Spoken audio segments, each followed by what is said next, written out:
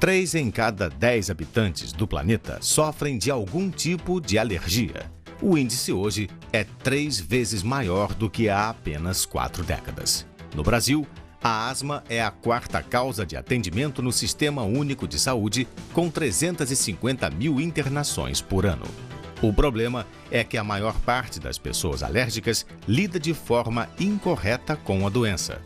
Uma pesquisa feita em 11 países da América Latina pela Organização Pan-Americana da Saúde revelou que 97% dos pacientes com sintomas de asma não fazem o tratamento adequado e acabam só procurando o médico na hora da crise, recorrendo ao pronto-socorro. O tema em questão hoje é alergia e imunologia. Os nossos convidados são o coordenador de pós-graduação em alergia e imunologia da FMP-Fase, José Luiz Rios, Nelson Cordeiro, da Policlínica Geral do Rio de Janeiro, e Fátima Emerson, também da Policlínica Geral do Rio de Janeiro.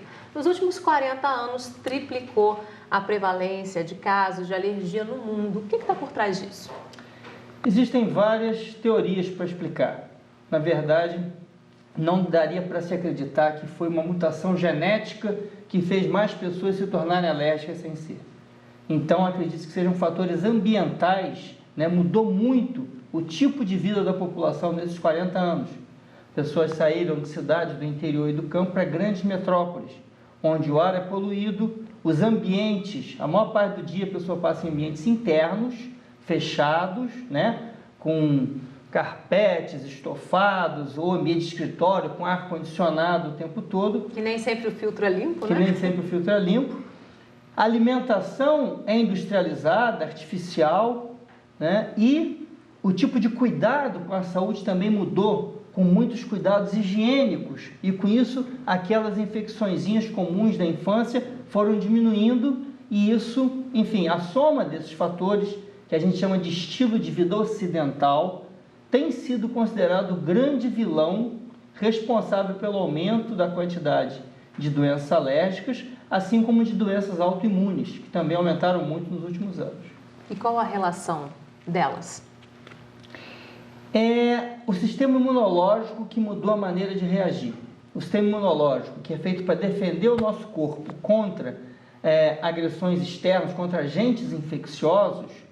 Como você tem menos agentes infecciosos te atacando, ele fica meio ocioso e começa a criar anticorpos contra outros elementos. Muitas vezes elementos do próprio corpo, doença autoimune, ou agentes que estão no meio ambiente e que não seriam necessariamente agressivos, que estão no ar que você respira ou que estão no alimento que você come. E você começa a reagir alergicamente a essas substâncias de forma que não seria natural. Nelson, explica pra gente o que desencadeia a alergia. Só fechando ele aqui, hábitos realmente ocidentalizados, tabaco, a alimentação precoce, alimentos novos, fazem uma alteração na genética de alguns pacientes. Os trabalhos novos falam que existe uma coisa chamada epigenética, que é uma modificação genética não herdada pelos pais. O paciente passa a ter uma alteração genética não herdada dos pais, não adquirida dos pais. Então, ele se torna, às vezes, um novo alérgico. Os pais não são alérgicos, ele passa a ser um novo alérgico.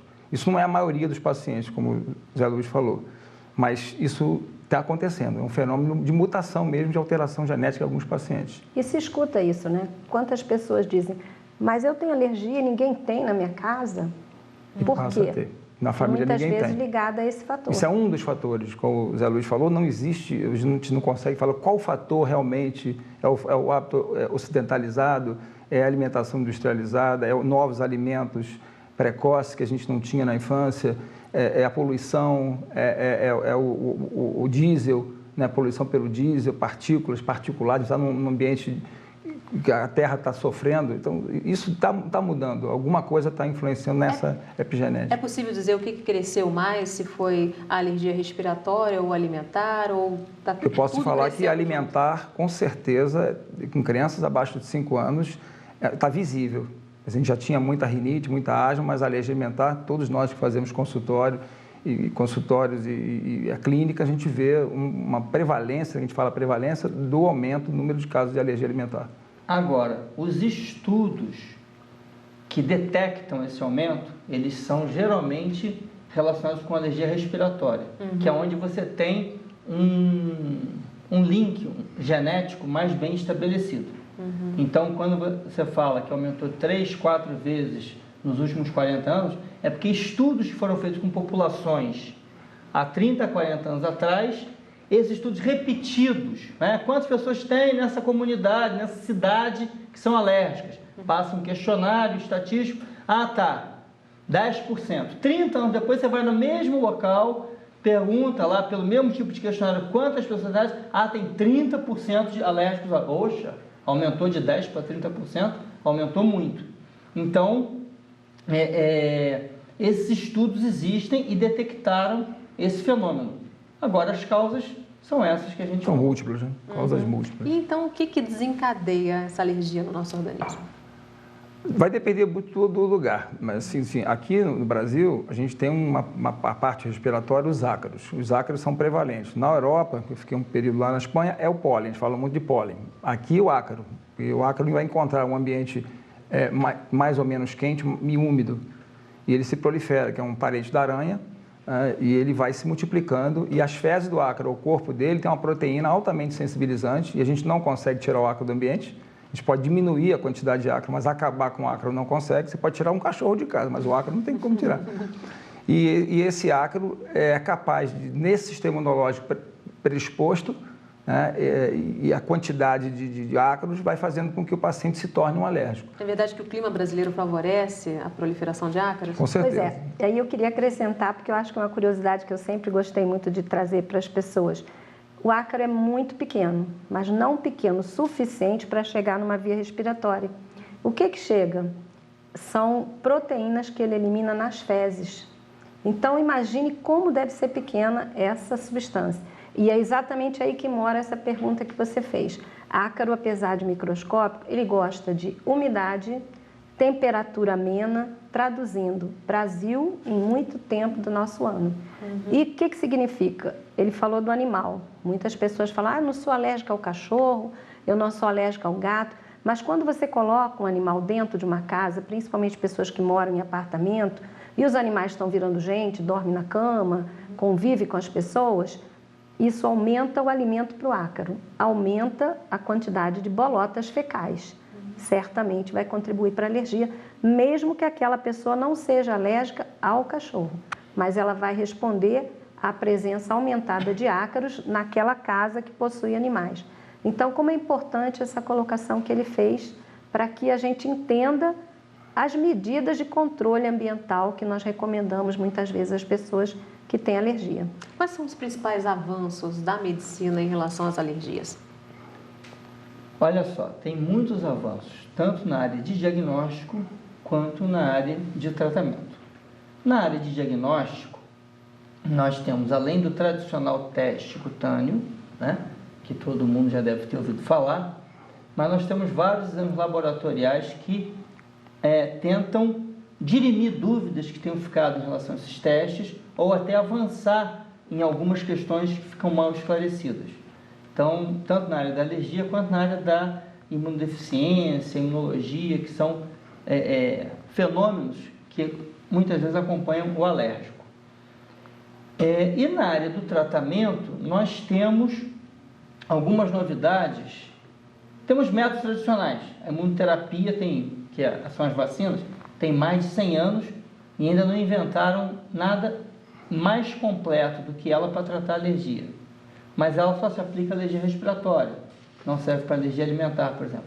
Mas para você controlar as doenças alérgicas respiratórias, especialmente asma, nós temos uma grande quantidade de novos equipamentos, novos medicamentos que, utilizados de forma regular, impede que as crises venham e melhoram muito a qualidade de vida do alérgico. Nós vamos falar um pouquinho mais sobre esses equipamentos depois do intervalo.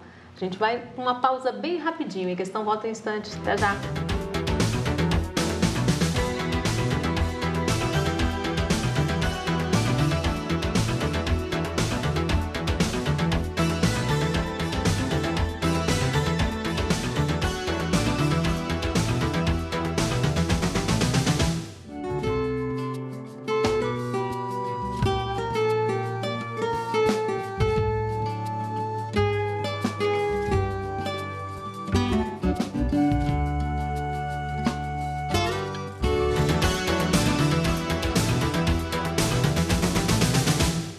Em Questão está de volta e o tema de hoje é alergia e imunologia. Os nossos convidados são o coordenador de pós-graduação em alergia e imunologia da FMP-FASE, José Luiz Rios, Nelson Cordeiro, da Policlínica Geral do Rio de Janeiro, e Fátima Emerson, também da Policlínica Geral do Rio de Janeiro. Vamos falar então de tratamento e dos novos equipamentos, né?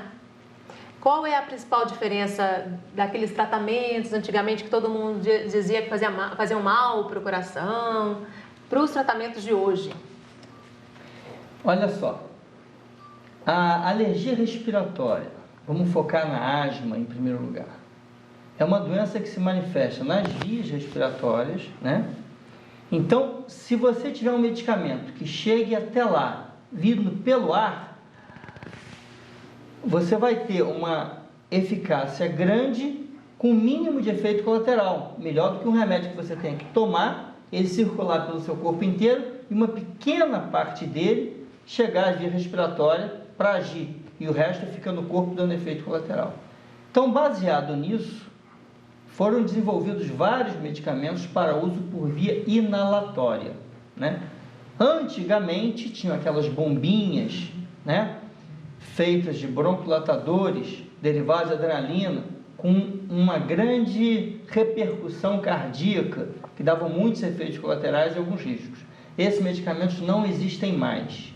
Existem medicamentos broncodilatadores por via inalatória, sim, mas que têm mínimos efeitos colaterais e são absolutamente seguros. Além desses, existem outros medicamentos para tratamento preventivo, são os corticoides inalatórios, e vários tipos de equipamento para tentar aplicar aquele que o paciente mais se adequa e consegue melhor absorção e melhor resposta clínica. Então, nós temos alguns exemplos aqui, doutor Nelson, doutora Fátima, vou mostrar. Esses são os equipamentos atuais que substituíram as antigas bombinhas, né? Isso. Antes, eu só queria lembrar um detalhe. Asma, bronquite asmática, bronquite alérgica, bronquite, são nomes diferentes para definir uma doença que as pessoas têm muito medo.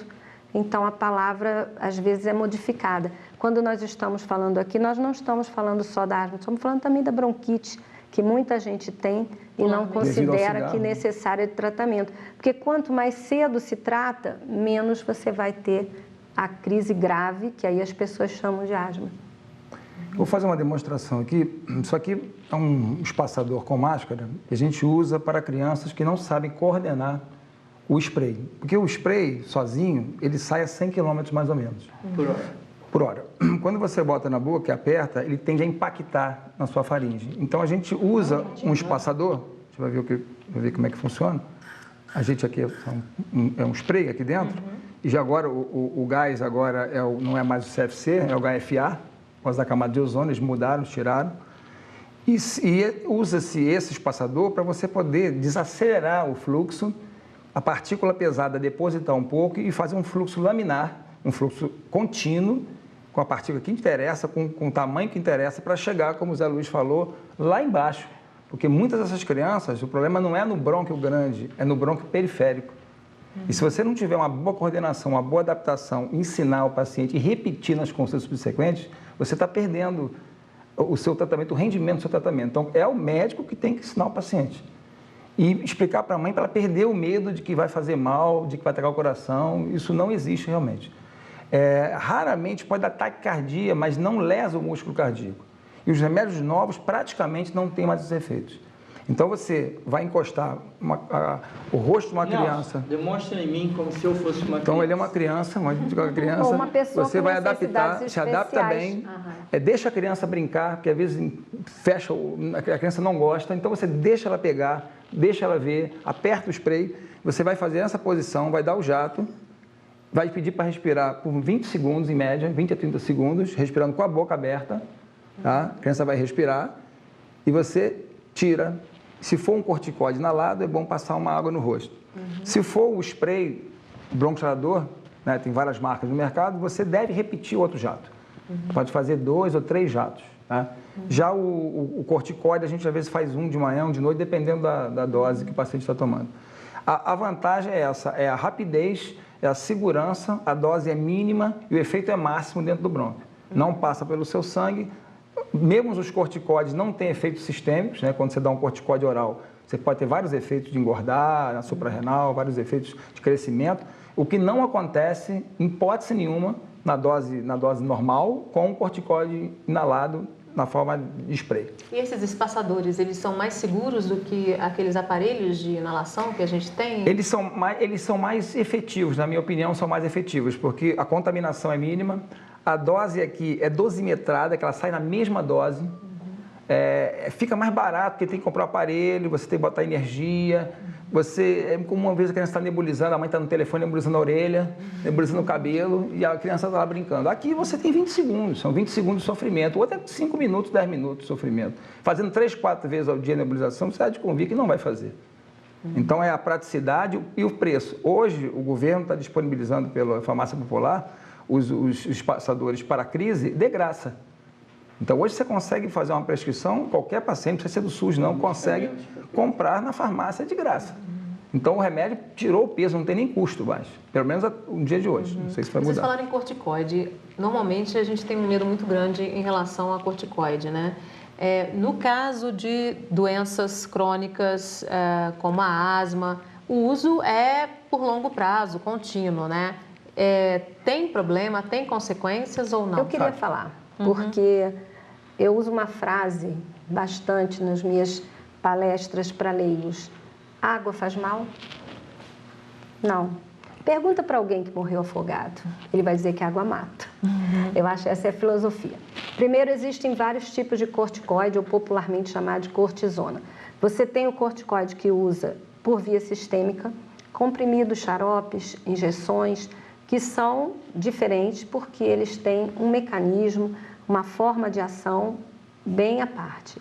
O corticoide é um hormônio, isso é importante, que não é para um remédio para ficar dando assim por sua conta, mas ele bem utilizado, ele é muito mais benéfico do que por conta dos seus efeitos colaterais. Mas não deve ser usado por conta própria, não deve ser usado sem a orientação e sem o tempo prescrito pelo médico. Mas quando nós falamos aqui da bombinha, entre aspas, né, de corticoide, da cortisona, aí nós falamos de dois preconceitos, bombinha e cortisona. Aí é que todo mundo pira.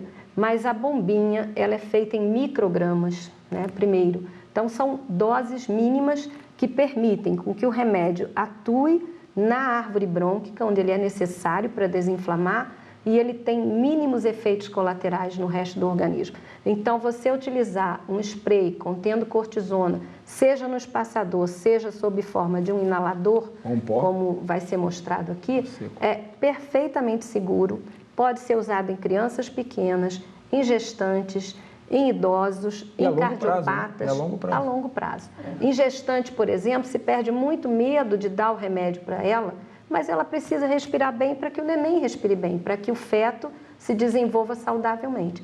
Então, aí nós temos que dividir o que é a cortisona para crise, para resgate de sintomas, e o que é a cortisona para uso preventivo.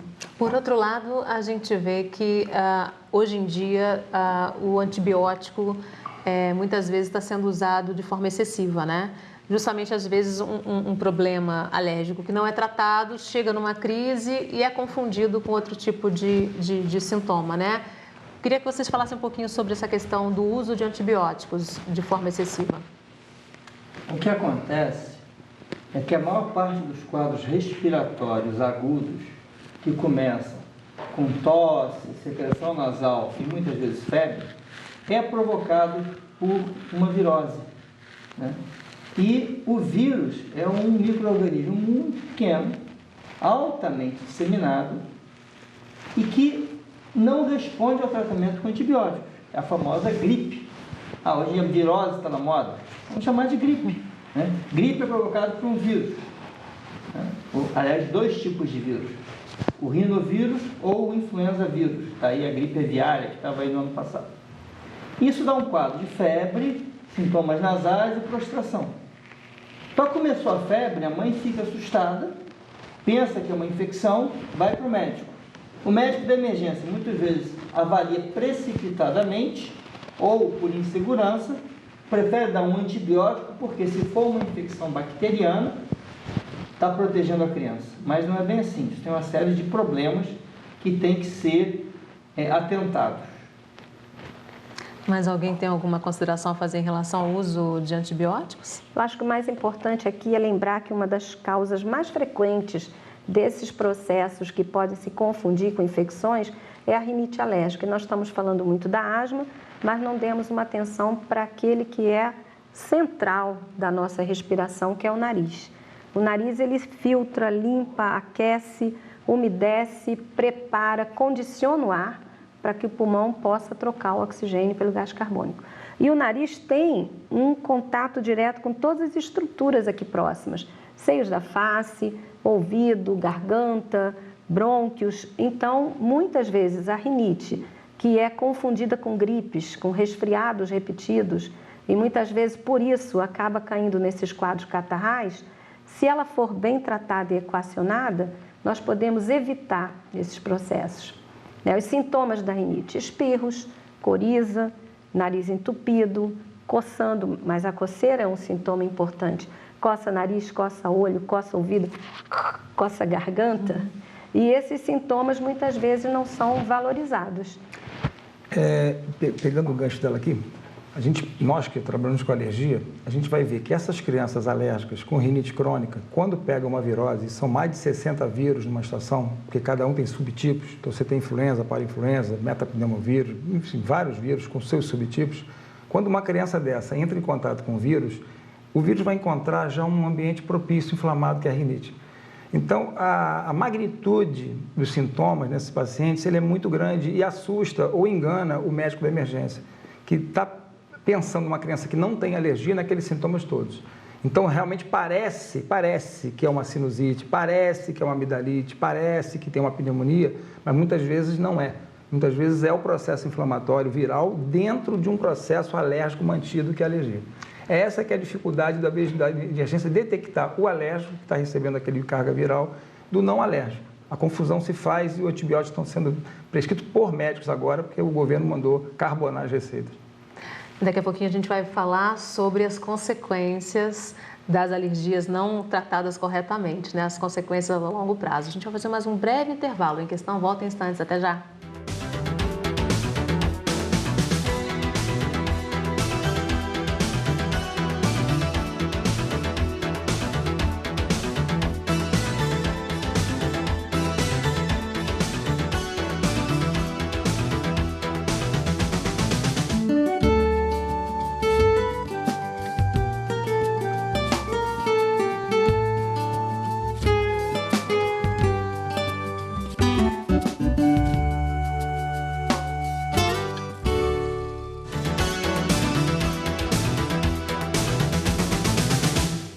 Em Questão está de volta. O nosso tema de hoje é alergia e imunologia. Os nossos convidados são o coordenador de pós-graduação em alergia e imunologia da FMP-FASE, José Luiz Rios, Nelson Cordeiro, da Policlínica Geral do Rio de Janeiro, e Fátima Emerson, também da Policlínica Geral do Rio de Janeiro.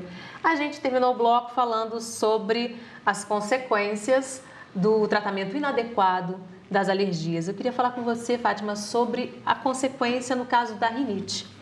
A rinite é uma doença que parece simples, porque confunde-se com gripes e resfriados, mas ela pode trazer muitos problemas. Um dos problemas mais comuns é a questão da respiração bucal. Como a criança ou o adulto está sempre obstruído, ele passa a respirar com a boca aberta. E esse pequeno detalhe modifica muito. Você pode trazer alterações iniciais, até dentárias, alterações na postura, alterações de infecções, alterações de paladar, olfato, etc. Por outro lado, a rinite também traz alterações de sono, né? Então, uma pessoa que está sempre com problemas de rinite, ela passa a ter um sono alterado, ou criança ou adulto.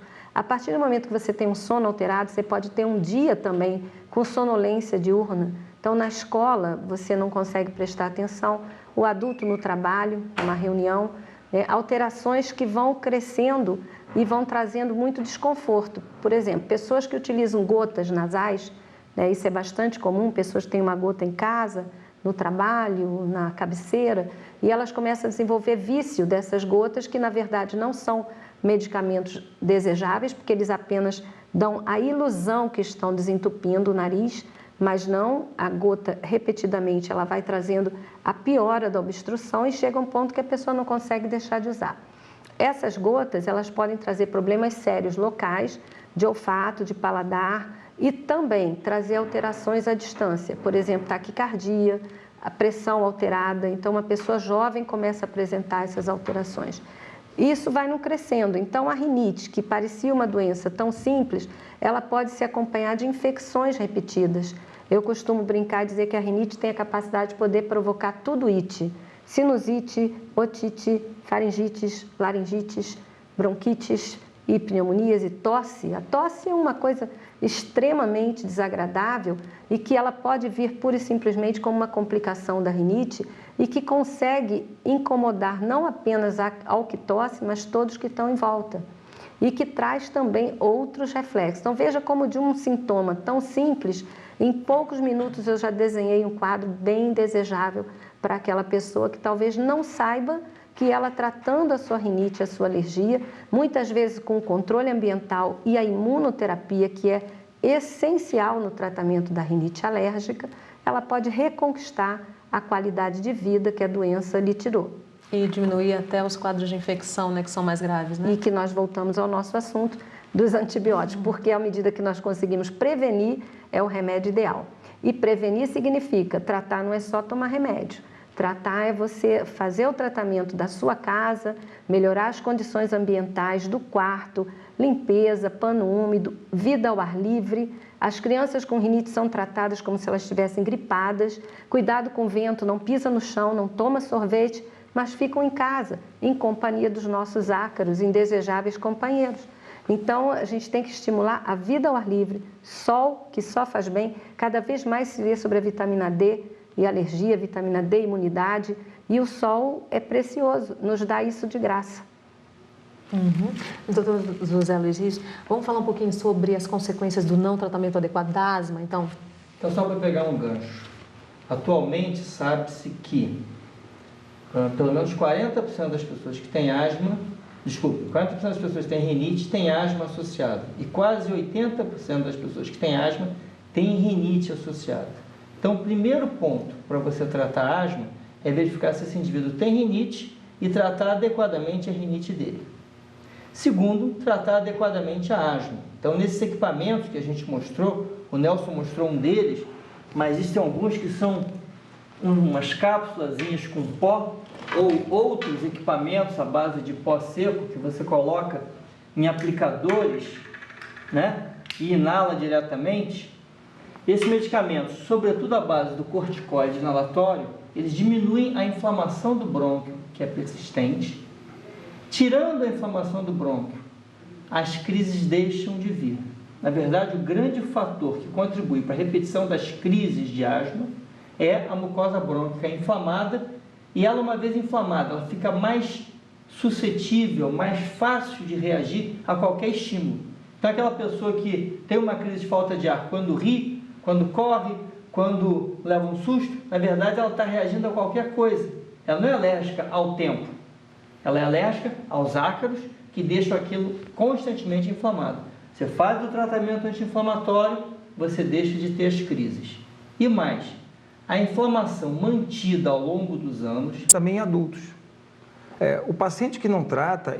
A gente chama de remodelamento brônquico, para uma alteração irreversível, uma alteração persistente da via respiratória, e essa pessoa, numa fase posterior da vida, ter uma limitação importante da sua capacidade respiratória, ter crise de falta de ar, ter dificuldades com as atividades do dia a dia. Então, é importante o indivíduo que tem asma tratar adequadamente a sua asma, seja tratando a sua rinite, usando a medicação preventiva e, se for alérgico, fazendo a imunoterapia, como a Fátima ressaltou tão bem, para diminuir sua sensibilidade aos ácaros. Doutor Nelson, em relação à alergia alimentar?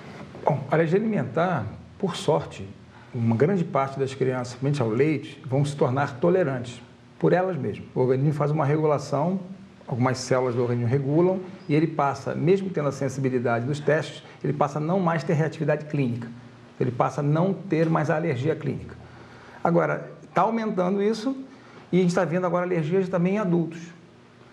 O paciente que não trata, ainda mais aqueles pacientes que fazem anafilaxia, que fazem o choque anafilático, esses pacientes é que são os maiores riscos de ter uma reação a um alimento ocasional, um alimento na rua, uma troca de colher.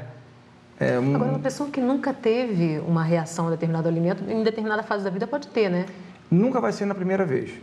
Para fazer qualquer alergia do corpo, tem que sempre ter uma reexposição. Uma primeira contato e uma reexposição. Ninguém faz alergia a primeira vez. Se, por acaso, aquele organismo se tornar sensível, isso pode acontecer com adulto, com camarão, com alguns alimentos que ele não tinha na infância, às vezes não tinha nem alergia familiar, ele passa, às vezes, a fazer alergia para o resto da vida. E muitos pacientes dessa natureza têm reações, às vezes, muito violentas. E o preconizado para esses pacientes, além de uma boa orientação, às vezes andar... Aqui no Brasil não temos uma adrenalina, que é uma medicação que é feita para efeito imediato, para resgatar a vida, né? Na verdade, é uma medicação que salva a vida. Nós não temos ela auto-aplicável, não tem no Brasil, tem que ser importado. Muitas das vezes vai ter que andar com adrenalina mesmo, tá? E essas adrenalinas, elas são essenciais porque o efeito delas é imediato. Então, muitos pacientes alérgicos a alimentos que têm anafilaxia, o tratamento de escolha é fazer adrenalina. Os corticoides, os medicamentos, eles são coadjuvantes, mas o que vai salvar a vida do paciente vai ser realmente a adrenalina. A alergia alimentar, ela tem uma diferença em relação à respiratória, porque você pode evitar o que te provoca alergia, né? Tem. A evolução é diferente, o trato gastrointestinal é diferente, tanto que você não tem vacinas para, pelo menos no dia de hoje, para tolerância a alimento, mas tem para ácaro, tem para insetos, tem para fungos. E alergia alimentar nós não temos. Nós estamos fazendo na policlínica, aproveitar que o Zé está coordenando isso, que é uma dessensibilização, é uma indução de tolerância. Então, crianças que têm crises graves para leite, para ovo, somente para leite, que nós estamos pegando agora leite, que não podem tomar leite, que estão com risco de ocasionalmente fazer um quadro grave no meio da rua, uma troca de merenda, uma coisa assim na rua, na escola, são crianças às vezes pequenas. Está se fazendo aqui no Rio de Janeiro, nós só no Rio de Janeiro, São Paulo já tem, essa dessensibilização, que é uns testes que nós fazemos até onde o paciente não reage, e nessa diluição nós vamos dando, e hora em hora, existe um protocolo, e você vai oferecendo para fornecer tolerância. Então, esse paciente que quase morre do leite, ele passa a aceitar até um certo volume de leite, num período X de tratamento. É muito interessante que você resgata a tranquilidade para os pais, a criança passa a não correr mais risco, às vezes risco de vida mesmo, risco de anafilaxia de vida, de choque de vida. Até porque hoje em dia, com os alimentos industrializados, muitas vezes há um traço, né, de um ingrediente e a pessoa não sabe. Uma ingestão acidental, né, escondida e que pode comprometer a vida daquela pessoa. É o alimento chamado alimento oculto. E tem um detalhe, uma coisa que pode acontecer, parece incrível, quer dizer, a máquina da indústria que fez um alimento com leite é lavada e pode processar um outro alimento que não tem leite, mas ficar restos mínimos capazes de desencadear a reação alérgica. E no rótulo daquele alimento não tem leite. Às vezes eles colocam, é fabricado na máquina que também produziu alimento com leite. E o rótulo é um problema, porque às vezes vem com nome que a mãe ou o responsável não sabe que aquilo significa leite. Por exemplo, calda de caramelo, e às vezes tem leite. Então, é muito importante que se desenvolva essa consciência. Caseinato de cálcio. Quem vai saber que aquilo é leite? É uma briga da Sociedade de Alergia, da SBAI Nacional, de colocar no rótulo, contém leite. Independente do que caseinato... Como os pacientes de glúten, colocaria claramente, contém leite. Você desconfiaria de creme da Bavária? Creme da Bavária tem leite. E às vezes vem creme da Bavária. Bom, infelizmente nosso tempo está terminando. Eu queria pedir que rapidamente vocês dessem as últimas dicas. Eu gostaria de usar o meu tempo para falar muito rapidamente das alergias a medicamentos, que são também muito importantes hoje, porque nós estamos usando mais medicamentos. Antigamente a gente podia ter dor e aguentava, agora toma-se o analgésico, que é uma área também muito importante, que eu convidaria a todos que visitassem o nosso blog da alergia, já que nós não temos tanto tempo para falar aqui, www.blogdalergia.com ou blogdalergia.com.br. Se alguém tiver dúvida, entre em contato e nós vamos poder passar muito mais para vocês, teremos o maior prazer de recebê-lo, já que nós estaremos lançando agora também várias publicações também para leigos, para ensinar sobre alergia de forma a vencer esse desafio que é o aumento da prevalência mundial. Alguma consideração? A minha satisfação de estar aqui, a primeira vez aqui, estou me sentindo bem à vontade aqui. E a importância realmente do tratamento da alergia, de passar para o profissional, o paciente ser individualizado também, isso é importante, individualizar o tratamento. O tratamento da alergia não pode ser para todo mundo. Existe uma maneira assim, genérica para todos, mas tem que individualizar o tratamento. Controle, medicação preventiva e imunoterapia para alguns seria a receita assim, básica do tratamento da alergia. Doutor Zé Luiz? Mesma coisa. Hoje em dia você tem muitos recursos para tratamento. Como o Tonelson já falou, alguns medicamentos são quase de graça na farmácia popular. Então procure um médico, trate a sua alergia precocemente para garantir uma boa qualidade de vida. O alérgico pode ter uma vida normal.